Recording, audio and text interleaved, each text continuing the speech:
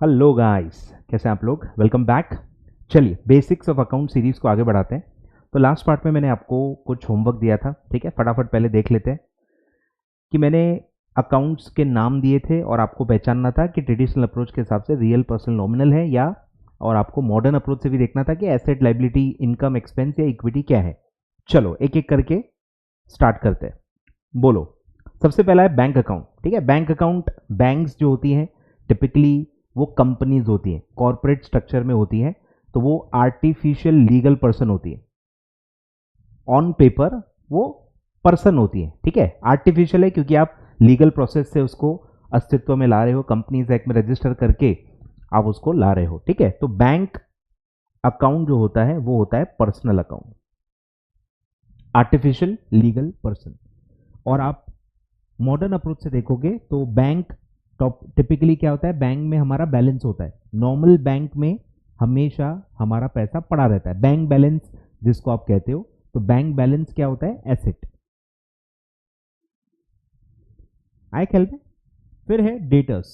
बोलो, डेटर्स क्या है, कस्टमर्स जिनको आपने गुड्स क्रेडिट पे सेल किया है। तो हमारे लिए उसका क्या मायना होता है कि हमको उनसे पैसा लेना बाकी दिखता है। और कस्टमर्स हमारे क्या होते हैं, इंसान हैं। वो भी सेम नेचुरल या आर्टिफिशियल पर्सन हो सकते हैं। तो ये भी हमारा पर्सनल अकाउंट है, ठीक है। एंड सेम डेटर से हमको पैसा आना बाकी होता है, वो हमारे लिए एक एसेट होता है, ठीक है। सिमिलरली क्रेडिटर्स मतलब जिनसे हमने खरीदा है क्रेडिट पे। अब वो भी क्या है, इंसान ही है, इंसानों से ही खरीदते हैं, इंसानों के ही हम बेचते हैं, ठीक है, भले वो नेचुरल पर्सन हो या आर्टिफिशियल पर्सन हो, ठीक है। तो क्रेडिटर्स भी हमारे पर्सनल अकाउंट में आएंगे। अब क्रेडिटर्स का हमारे लिए क्या मायना है, उनको हमको पैसा देना बाकी होता है। और किसी को भी अगर आपको पैसा देना बाकी है तो वो आपके लिए हो जाता है लाइबिलिटी। तो ये एक लाइबिलिटी है, इसको पैसा देना बाकी है। फिर है फर्नीचर। बोलो, फर्नीचर क्या है, नॉन लिविंग थिंग है। फर्नीचर इंसान तो है नहीं, न फर्नीचर हमारा खर्चा या कमाई है, ठीक है। फर्नीचर एक एसेट है, मतलब एक नॉन लिविंग थिंग है। तो नॉन लिविंग थिंग है इसलिए अपन इसको क्या कहेंगे, real account under traditional approach. और मॉडर्न में तो मैंने कह ही दिया कि एक एसेट है, ठीक है। इसको हम यूज करते हैं ओवर द ईयर्स। फिर है सैलरी। बोलो, सिर्फ सैलरी। सिर्फ सैलरी मतलब खर्चा। किसी ने हमारे लिए काम किया है, अब हमने वो बेनिफिट उनसे लिया हुआ है, तो ये हमारा खर्चा है। और खर्चा जो भी होता है वो होता है नॉमिनल अकाउंट, ठीक है। इनकम एक्सपेंस और गेन या लॉस ये सारे नॉमिनल अकाउंट्स में आते हैं। और सिमिलरली यहां पे क्या बोलेंगे, उसको हम एक्सपेंस। सैलरी पेएबल, ठीक है, ग्रामर पे ध्यान देना है।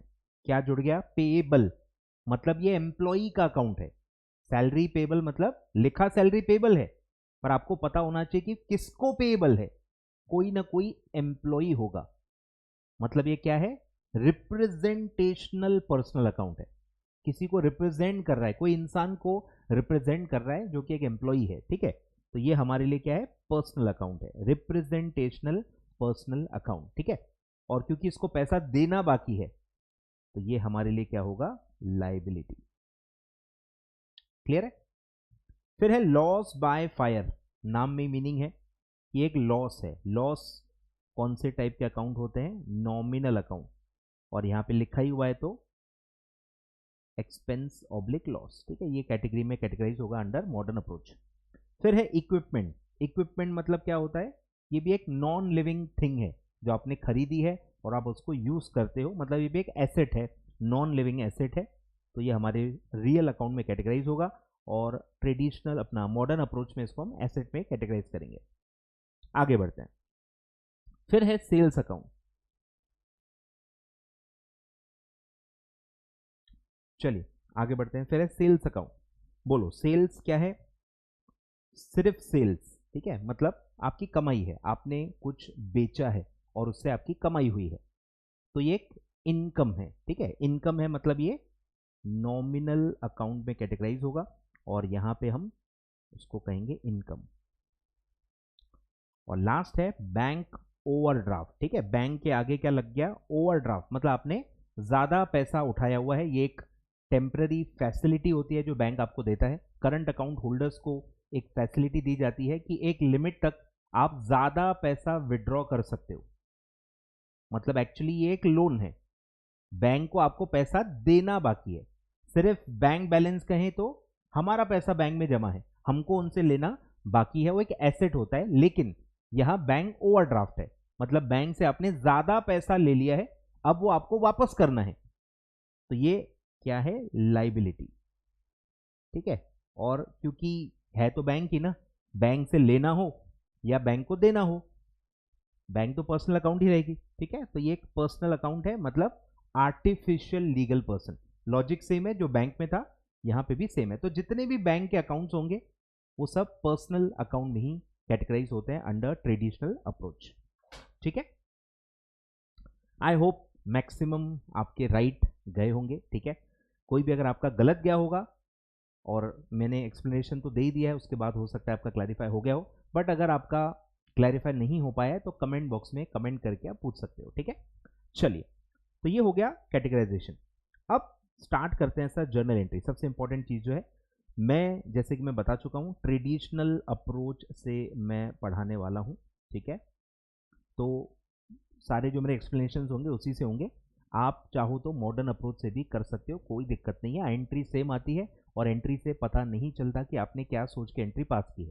ठीक है, अब मैं हर चीज़ दो दो तरीकों से नहीं बता सकता। ठीक है, तो मैं कोई एक ही चीज़ फॉलो करूंगा, तो मैं ट्रेडिशनल अप्रोच से फॉलो करूंगा। ठीक है, अब ट्रेडिशनल अप्रोच से जब आप जर्नल एंट्री पास करते हैं तो उसके कुछ स्टेप्स हैं। ठीक है, सबसे पहला स्टेप होता है जो मैंने बताया था, अंडरस्टैंड द ट्रांजैक्शन। ये कोई बुक में नहीं होगा, ये मैंने बनाया है, क्योंकि काफ़ी लोग ट्रांजैक्शन को समझते ही नहीं है और फिर वो आगे के स्टेप्स फॉलो करते हैं। कभी नहीं हो पाएगा आपसे, जर्नल एंट्री कभी नहीं बनेगी अगर आपको ट्रांजैक्शन में हुआ क्या है ये आप इमेजिन ही नहीं कर पा रहे हो, तो आप एंट्री कभी भी सही नहीं बना सकते हो। गलती से बाय लक बना सकते हो, लेकिन शॉर्ट जो अपन कंसेप्ट बेस पे बनाते हैं वैसा आपका 100% करेक्ट हमेशा नहीं बनेगा। तो सबसे पहली चीज होती है ट्रांजैक्शन को समझे कि उसमें हुआ क्या है। ठीक है, फिर है आपको वो दो इफेक्ट्स पहचानने हैं। डबल इफेक्ट्स होते हैं ना, ड्यूअल एस्पेक्ट कंसेप्ट हमने पढ़ा था कि हर ट्रांजैक्शन हर इवेंट के दो इफेक्ट्स होते हैं, तो वो दो इफेक्ट्स आपको पहचानने हैं जो अफेक्ट हो रहे हैं। फिर उसको नाम देना है, फिर उसको क्लासिफाई करना है, रियल है, पर्सनल है कि नॉमिनल है, और फिर golden rules of accounting apply करके आपको पता चल जाएगा कि किसको डेबिट करना है और किसको क्रेडिट करना है। और जैसे ही आपको पता चल गया कि किसको डेबिट करना है और किसको क्रेडिट करना है, आप जर्नल एंट्री पास कर सकते हैं। तो सिंपल ये 5 स्टेप्स आपको फॉलो करने हैं। स्टार्टिंग में दिक्कत होगी, अगर आप साइंस वाले स्टूडेंट हो दिक्कत होगी, कोई दिक्कत नहीं है उससे। थोड़ा भी आप प्रैक्टिस करोगे, लॉजिक्स को बोल के देखोगे, सिर्फ सुनने से भी नहीं होगा, कुछ कुछ चीज़ें आपको भी बोलनी पड़ेगी, तो बेटर अंडरस्टैंडिंग होगी आपकी। आप इन्वॉल्व होना पड़ेगा, आपको ट्रांजैक्शन में थोड़ा सा डूबना पड़ेगा कि ट्रांजैक्शन में हुआ क्या है, क्योंकि अगर आप इफेक्ट्स नहीं समझ पा रहे हो इसका मतलब है कि आपको ट्रांजैक्शन नहीं समझा है। ट्रांजैक्शन को समझने में ज़्यादा आप टाइम स्पेंड करो। ठीक है, चलिए, अब क्या क्या ट्रांजैक्शंस होते हैं बिजनेस में। ठीक है, टिपिकली जो एक फ्लो होता है ट्रेडर का, एक हम ये ले रहे हैं कि ट्रेडर है, अगर ट्रेडिंग कंसर्न है, प्रोप्राइटर है, ट्रेडिंग कंसर्न है। ट्रेडिंग कंसर्न का मतलब क्या है, खरीदो बेचो खरीदो बेचो, ये उसका रोज का काम है, जिसको हम कहते हैं परचेज सेल। जो चीज को आप खरीदते बेचते हो उसको क्या कहते हैं, गुड्स, स्टॉक। ठीक है, तो जब हम उसको खरीदते हैं हम उसको खर्चा मानते हैं, और जब हम उसको बेचते हैं हम उसको इनकम मानते हैं, तभी तो प्रॉफिट लॉस निकाल पाएंगे ना। तो गुड्स स्टॉक ऐसा अकाउंट होता नहीं है, वो फाइनल अकाउंट्स बनाते समय ईयर एंड में जो स्टॉक होता है ना वो रिकॉर्ड होता है। पर स्टॉक जब भी फ्लो हो रहा है, आ रहा है जा रहा है, तो उसको परचेस और सेल का नाम दिया जाता है। जब हम उसको खरीदते हैं उसको हम खर्चा मानते हैं, क्यों, क्योंकि उसको बेचना है, बेचना हमारा रोज का काम है, वो हमारी कमाई है।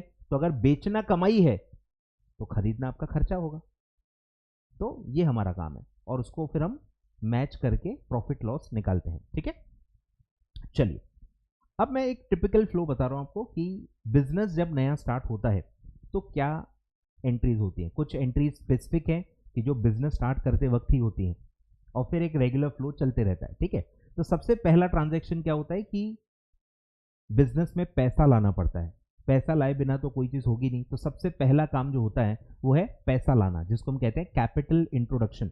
बिजनेस में कैपिटल लाना पड़ेगा, पैसा लाना पड़ेगा। और पैसा और कैपिटल अलग अलग होता है, ये सबसे बड़ा डाउट होता है साइंस वाले बच्चों को।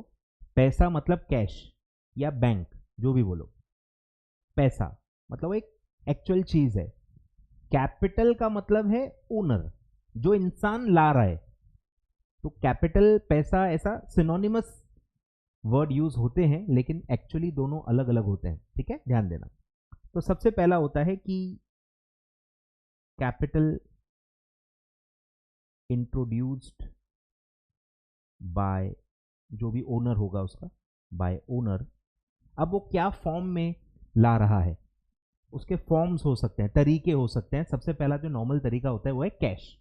एज अ कैश वो इंट्रोड्यूस कर रहा है, उसकी पर्सनल सेविंग होंगी, मम्मी पापा से उधार लिया होगा, दोस्तों से जुगाड़ किया होगा, और कहीं ना कहीं से वो पैसा लाएगा, तो वो आपका होगा कैपिटल, ठीक है, जो वो खुद ला रहा है, ठीक है। बाहर से अगर ला रहा है तो उसको हम लोन कहते हैं, पर फैमिली मेंबर से जब भी हम लाते हैं तो उसको कैपिटल ही माना जाता है नॉर्मली, ठीक है। तो वो एक अलग लीगल डिबेट है, उसमें बाद में पढ़ेंगे अपन।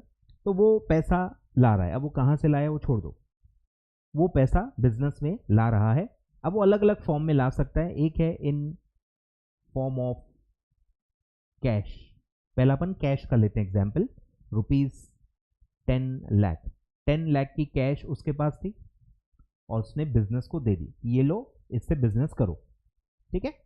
बोलो क्या होगा, इसको इमेजिन करना पड़ेगा आपको कि ओनर एक्चुअली आ रहा है, बिजनेस प्रेमाइसिस पे आ रहा है, बिजनेस में कोई ना कोई होगा, एम्प्लॉई होगा, कैशियर होगा, जो भी होगा, उसको वो कैश दे देगा, ठीक है। आपको हमेशा किसके एंगल से सोचना है, बिजनेस के एंगल से। आप ओनर की अकाउंटिंग नहीं कर रहे हो, ठीक है, ये लिख लेना। साइंस वाले बच्चों के लिए हर चीज मैं अच्छे से बता रहा हूं, ये आपको लिख लेनी है आगे, क्योंकि दिक्कत होगी। हम किसकी अकाउंटिंग कर रहे हैं, बिजनेस की। ओनर अलग होता है, बिजनेस अलग होता है। आपको हमेशा, अगर आप साइंस वाले हो तो ये डाउट आएगा कि मुझे किसके एंगल से सोचना है। अरे भाई, हमने एंटिटी कंसेप्ट पढ़ा है ना। एंटिटी कंसेप्ट क्या बोलता है, ओनर अलग है, बिजनेस अलग है, दो अलग अलग लोग हैं, और आप कौन हो, बिजनेस हो। आप बिजनेस की अकाउंटिंग कर रहे हो, ये हमेशा आपको ध्यान रखना है, ठीक है। तो बिजनेस के एंगल से इसको आप इमेजिन करो कि बिजनेस में कैश देखो आ रही है, बिजनेस को तो कैश मिल रही है ना। तो एक इफेक्ट क्या होगा, कैश, आपको कैश मिल रही है। आप बिजनेस हो, आपको कैश मिल रही है, और पैसे कौन दे रहा है, मिस्टर इंडिया तो नहीं है ना, कोई आके रख के चले गया। आपको पता है ना किसने कैश दी है, वो इंसान इंपॉर्टेंट है जिसने ये कैश दी है। वो कौन है, उसको नाम देते हैं हम कैपिटल, ओनर। ओनर को ही बिजनेस में क्या नाम दिया जाता है, कैपिटल, ठीक है। तो दो इफेक्ट आपको मिल गए, एक है कैश, एक है ओनर यानी कि कैपिटल। तो आपका पहला आपने कर लिया अंडरस्टैंड द ट्रांजैक्शन, फिर आपने दो इफेक्ट भी आइडेंटिफाई कर लिए। अब कैटेगराइज करो, बोलो क्या होगा। एक अकाउंट है कैश, एक अकाउंट है कैपिटल यानी कि ओनर। बोलो क्या टाइप के अकाउंट है ये, कैश क्या है, नॉन लिविंग एसेट है, ठीक है। तो ये कौन सा होगा, रियल अकाउंट, ये एक रियल अकाउंट है, ठीक है। और ओनर यानी कि ये क्या है, पर्सनल अकाउंट, क्योंकि तो इंसान है, नेचुरल पर्सन है, कैपिटल अकाउंट, ठीक है। तो ये आपने कैटेगराइज कर लिया। अब बस आपको क्या करना है, गोल्डन रूल्स अप्लाई करने कि कैश रियल अकाउंट है, रियल अकाउंट के रूल्स क्या होते हैं, debit what comes in, credit what goes out. Cash आ रही है, कम्स इन हो रहा है या गोज आउट हो रही है, बिजनेस के लिए, क्योंकि नजरिया बदला तो आपकी एंट्री उल्टी हो जाएगी। काफी बच्चे उल्टी एंट्री पास करते हैं क्योंकि ओनर के एंगल से सोच रहे हैं। ओनर के एंगल से नहीं सोचना है, बिजनेस के एंगल से सोचना है। बिजनेस में कैश आ रही है तो डेबिट व्हाट कम्स इन, तो मैं क्या करूंगा, कैश अकाउंट को डेबिट करूंगा, ठीक है। डीआर लिखते हैं डेबिट, और एक टिपिकल फॉर्मेट होता है उसका, मैं बता देता हूं, डेट, पर्टिकुलर्स, जिसमें अपन डेबिट और क्रेडिट के नाम लिखते हैं। फिर होता है लेजर फोलियो, पोस्टिंग होती है, आगे मैं बताऊंगा।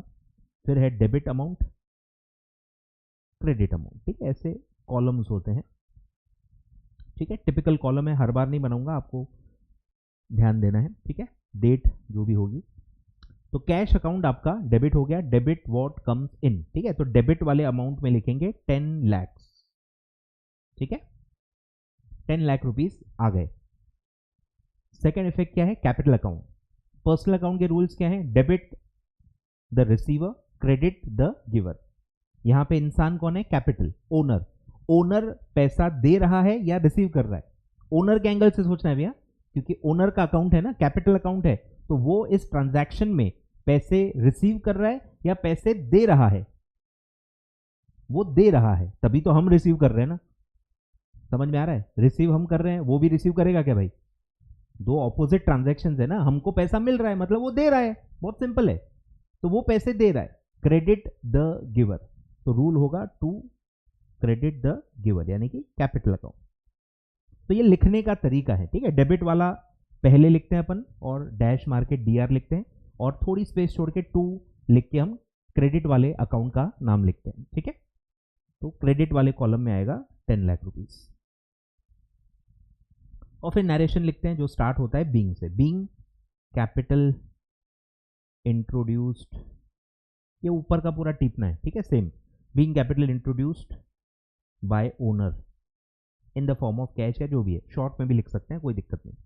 ट्रांजैक्शन को डिस्क्राइब करने के लिए होता है, इससे पता चलता है कि ट्रांजैक्शन क्या हुआ है, ठीक है, तो वो उसका पर्पस होता है नरेशन का। तो ये आपका हो गया capital introduce in the form of cash. अब यही कैपिटल आप चेक से भी ला सकते हो। मतलब अगर मैं एक ओनर हूं, मैं अमित हूं, ओनर हूं, मेरे पर्सनल बैंक अकाउंट में 10 लाख रुपए पड़े हैं और वो मुझे एज ए कैपिटल अपने बिजनेस में डालने हैं। अब आप खुद सोचो, मैं पहले क्या करूंगा, मैं कैश विड्रॉ करूंगा 10 लाख रुपए, फिर वो कैश दूंगा बिजनेस को, फिर बिजनेस वापस उसको बैंक में जमा करेगी, क्योंकि नॉर्मली ट्रांजैक्शन तो बैंक से ही होते हैं ना, आजकल ऑनलाइन ट्रांजैक्शन ज्यादा होते हैं।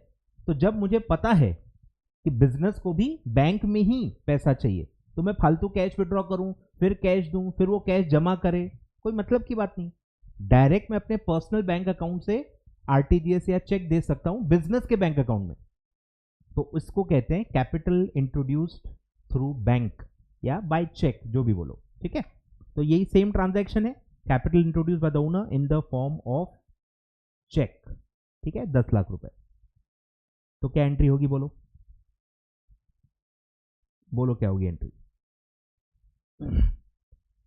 ध्यान देना, ठीक है। अब होगा क्या, बिजनेस के बैंक अकाउंट में पैसे आएंगे, ठीक है, बिजनेस का जो बैंक है उसको पैसे मिलेंगे, और देने वाला भी एक बैंक ही होगा, लेकिन वो बैंक जो दे रहा है उससे थोड़ी आपका कोई लेना देना है। समझ में आ रहा है, ये ध्यान देना। जो आपका बैंक है वो आपके लिए मायने रखता है, क्योंकि आप डायरेक्टली उससे बातचीत कर रहे हो, डायरेक्ट आपका इंटरेक्शन हो रहा है। पर जब किसी और का बैंक आपको पैसा दे रहा है तो वो किसी और कैपेसिटी में है, ओनर का बैंक है, वो पैसा वो दे रहा है बैंक, लेकिन वो बैंक आपके कोई काम का नहीं है, उस बैंक को थोड़ी पैसे लौटाने। वो किसके अकाउंट से पैसे आ रहे हैं, ओनर के अकाउंट से, तो आप मानोगे कि ओनर दे रहा है। समझ रहे हो, ये ध्यान रखना।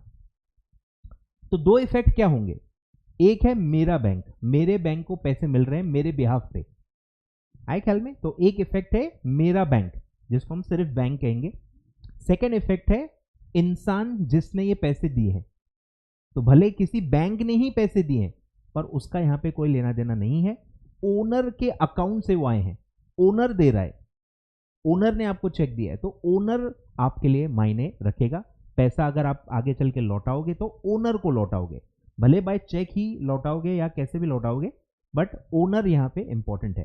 तो दो इफेक्ट क्या होंगे, आपका बैंक, अब इसमें कैश तो कोई इन्वॉल्व है ही नहीं, कैश ना आ रही है ना कैश जा रही है, डायरेक्ट पैसा आपके बैंक को मिल रहा है। तो पहला इफेक्ट आएगा बैंक, और सेकेंड इफेक्ट आएगा ओनर, जिसने आपके बैंक में पैसे डाले, ठीक है।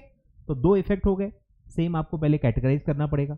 बैंक अकाउंट हम पढ़ चुके हैं, बैंक क्या है, एक आर्टिफिशियल पर्सन है, पर्सनल अकाउंट है, और ओनर भी क्या है, कैपिटल अकाउंट क्या है, पर्सनल अकाउंट है।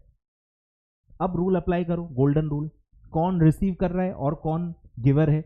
कौन रिसीव कर रहा है, आपका बैंक, आपके बैंक में पैसे आ रहे हैं तो आपके बैंक ने पैसे रिसीव किए, तो debit the receiver, bank account debit. अब इसमें भी अगर क्वेश्चन में इंफॉर्मेशन दी है कि कौन सी बैंक है, SBI है, जो भी बैंक है, तो नाम वैसा आप लिख सकते हो। मेरा अगर अकाउंट एसबीआई में है तो मैं एसबीआई बैंक अकाउंट लिखूंगा। जैसा भी डेटा दिया रहता है, क्वेश्चन टू क्वेश्चन डिपेंड करेगा।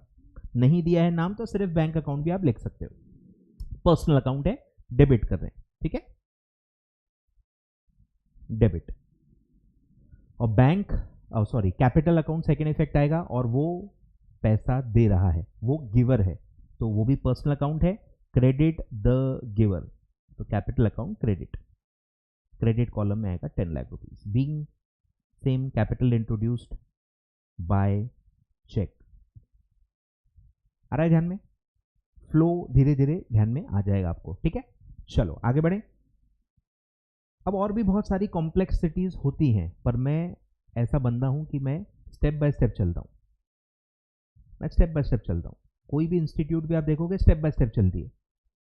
सीए फाउंडेशन है, सीए इंटर है, सीए फाइनल है। पूरा डेटा जो है वो कैटेगराइज होता है। जो फाउंडेशन में जो लेवल के बच्चे आप हो उस हिसाब से डेटा फाउंडेशन में दिया जाता है। फिर आप बड़े हो जाते हो, फिर कॉम्प्लेक्स चीज़ें थोड़ी इंटर में डाली जाती हैं, फिर और कॉम्प्लेक्स चीज़ें फाइनल में डाली जाती है। वैसे ही जो भी आपका पूरा डेटा है वो मैं धीरे धीरे आपको बताऊंगा। इजी चीज़ें पहले बताऊंगा, फिर थोड़ी सी टफ, और फिर सबसे टफ आखिरी में बताऊंगा, ताकि आप इजीली समझ पाओ, डाइजेस्ट कर पाओ, ठीक है। तो पहले हम सारे इजी इजी ट्रांजैक्शंस पढ़ेंगे, फिर धीरे धीरे जो टफ एडजस्टमेंट्स होती है वो मैं लास्ट में बताऊंगा। चलो, तो कैपिटल इंट्रोड्यूस हो गया, आपके पास कैश और आपके पास बैंक में पैसे आ गए।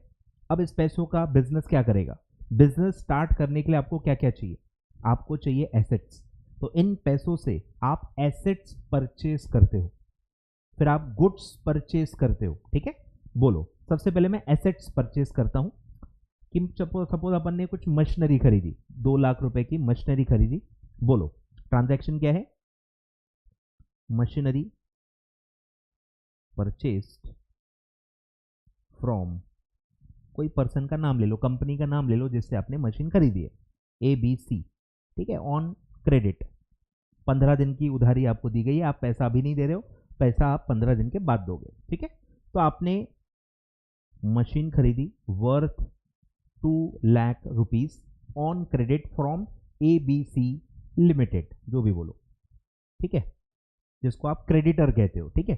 तो एक क्रेडिटर है जिससे आपने उधारी पे मशीन खरीदी है, वो एक एसेट है, गुड्स नहीं है। ये मशीन बेचने के लिए नहीं है, ये मशीन यूज करने के लिए बिजनेस में, ठीक है। बोलो क्या करेंगे? ट्रांजैक्शन समझा? आप ABC लिमिटेड के फैक्ट्री या शॉप में गए होंगे, आपने मशीन चूज की, सपोज AC है, AC भी एक मशीनरी होती है, इक्विपमेंट होता है।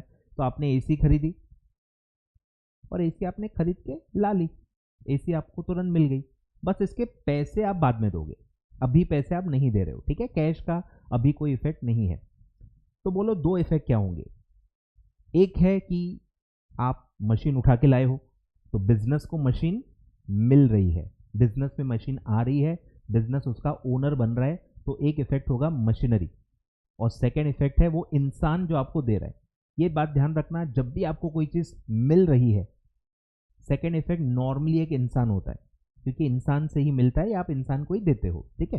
तो यहां पे कौन सा इंसान इन्वॉल्व है? कौन आपको मशीनरी बेच रहा है? ABC limited, artificial legal person है, पर्सनल अकाउंट है, ठीक है। तो ये 2 इफेक्ट आएंगे।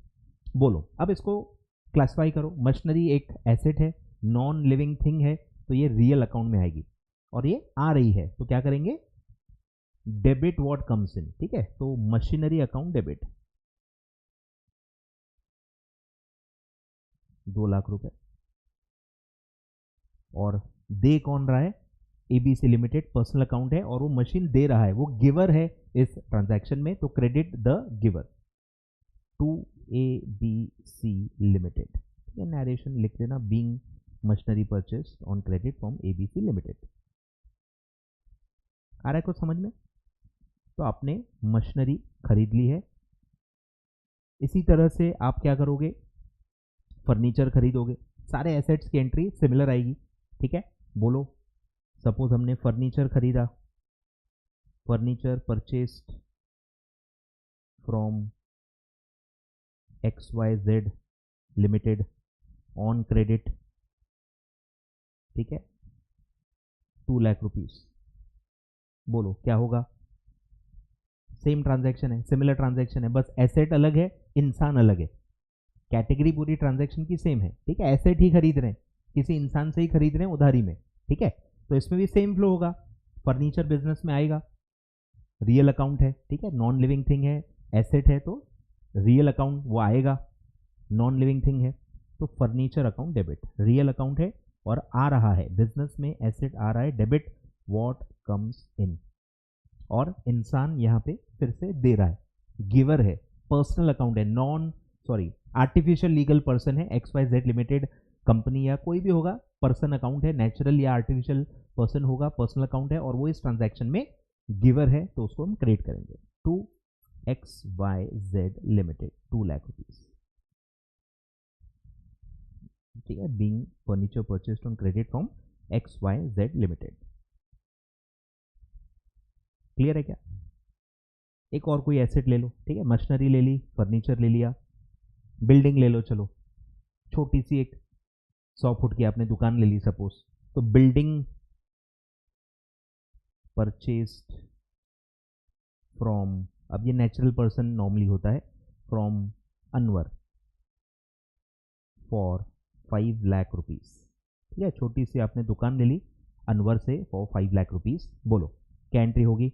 बिल्डिंग खरीद रहे हैं, बिल्डिंग सेम क्या है, नॉन लिविंग थिंग है, रियल अकाउंट है और वो आ रही है, उसकी ओनरशिप आ रही है, बिल्डिंग चल के नहीं आती।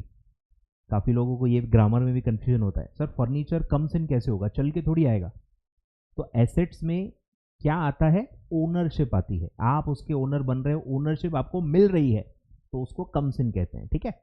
तो बिल्डिंग आ रही है, ओनरशिप उसकी आ रही है, तो बिल्डिंग अकाउंट डेबिट 5 लाख रुपए, और देने वाला इंसान कौन है, अनवर, नेचुरल पर्सन है, पर्सनल अकाउंट है और इस ट्रांजैक्शन में वो दे रहा है, गिवर है, तो क्रेडिट करेंगे टू अनवर लिमिटेड।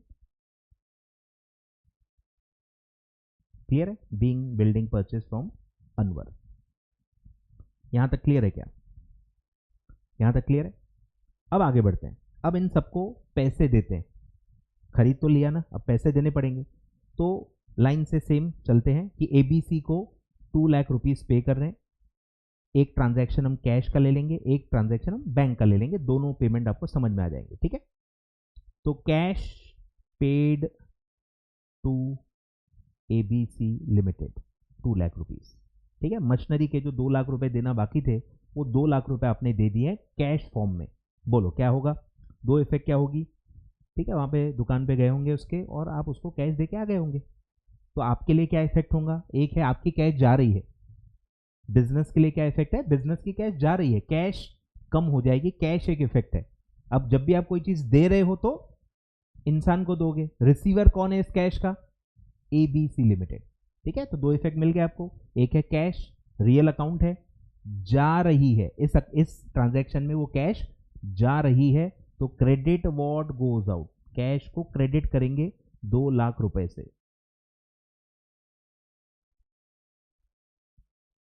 2 लाख रुपए से क्रेडिट करेंगे। और रिसीव कौन कर रहा है, ABC लिमिटेड, पर्सनल अकाउंट है, रिसीव कर रहा है, डेबिट करेंगे ABC लिमिटेड 2 लाख रुपए, being cash paid to ABC limited. ध्यान दे रहे? अब आपको मैंने बताया था कि वो भी चीजें थोड़ा सा अभी से ध्यान दो कि डेबिट को आप डेबिट करोगे तो क्या होगा, वो ऐड हो जाएंगे, डेबिट डेबिट ऐड हो जाता है, डेबिट को अगर मैं क्रेडिट करूंगा तो वो माइनस हो जाएगा, ठीक है। सिमिलरली क्रेडिट को और क्रेडिट करूंगा तो वो ऐड हो जाएगा, और क्रेडिट को अगर मैं डेबिट करूंगा तो माइनस हो जाएगा। मतलब सेम इफेक्ट है तो ऐड हो जाएगा, ऑपोजिट इफेक्ट है तो माइनस हो जाएगा, बहुत ही सिंपल है, ठीक है। ये ध्यान देना है। इससे अब हम क्या करेंगे, देखो ध्यान देना है। जैसे ABC को आपने यहां क्या किया है, क्रेडिट किया है, ABC को क्रेडिट किया है, फिर यहां पे अब आपने ABC को डेबिट किया तो क्या होगा, माइनस हो जाएंगे। क्रेडिट को डेबिट करोगे तो माइनस हो जाएंगे। 2 लाख रुपए आपने क्रेडिट किया था, फिर 2 लाख रुपए आपने डेबिट किया है, 2 लाख माइनस 2 लाख मतलब 0।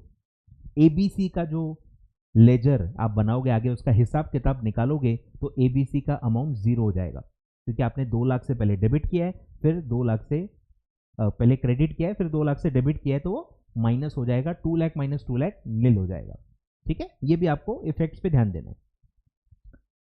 सिमिलरली अगर आप देखोगे कैश पहले आई थी, कैश को आपने डेबिट किया है, कैश आई है 10 लाख रुपए, तो डेबिट हुआ 10 लाख, और फिर आपने अभी कैश पे की है, क्रेडिट किया है, तो वो क्रेडिट है। डेबिट को क्रेडिट करोगे तो क्या होगा, माइनस।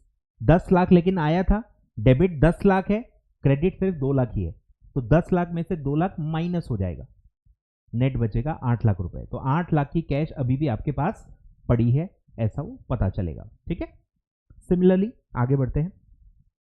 7th,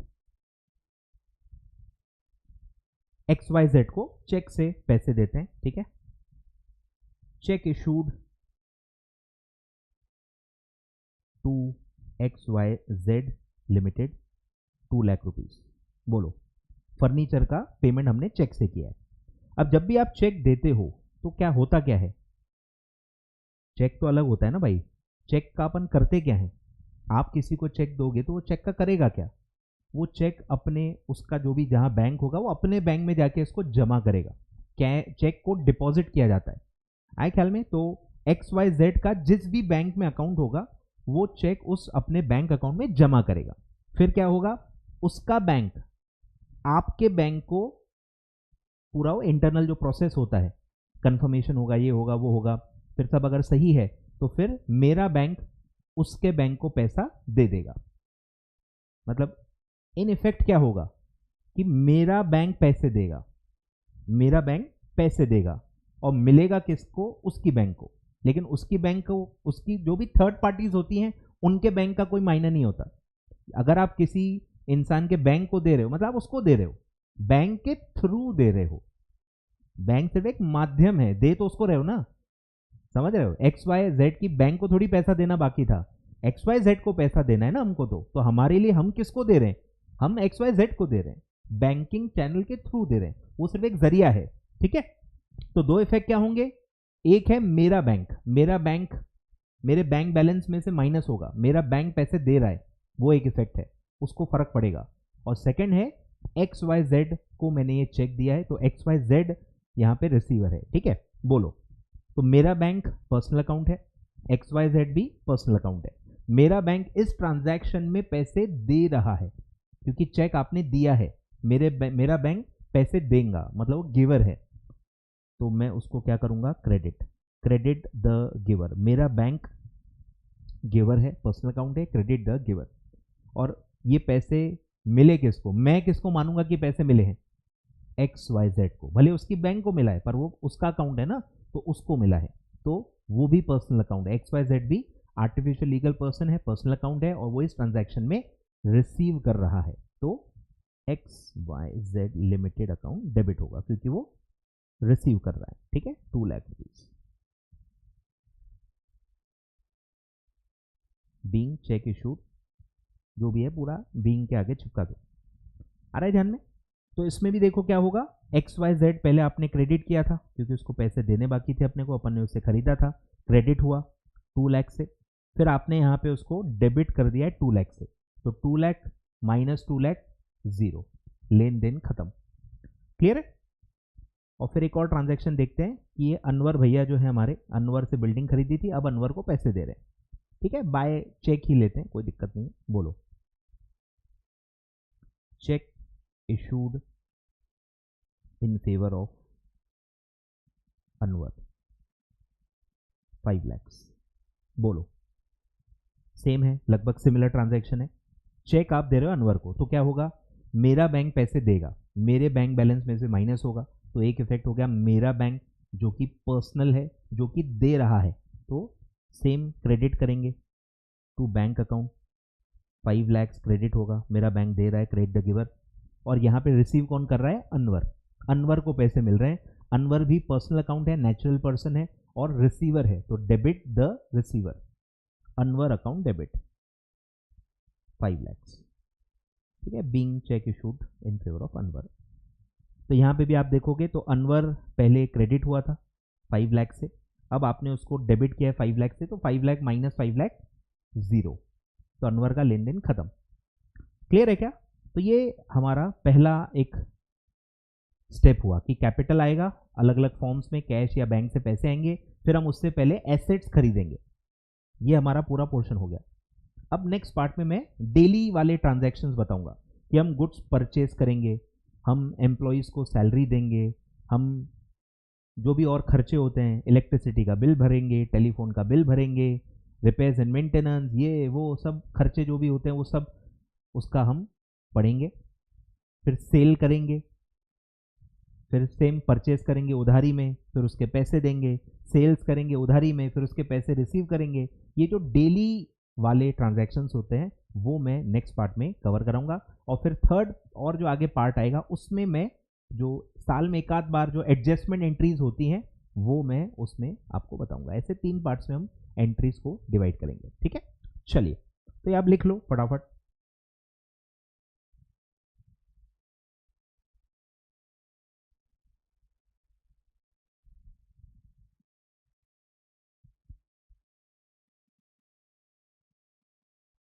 वीडियो पॉज करो और लिखो। कोई भी आपको डाउट हो आप कमेंट बॉक्स में पूछ सकते हो।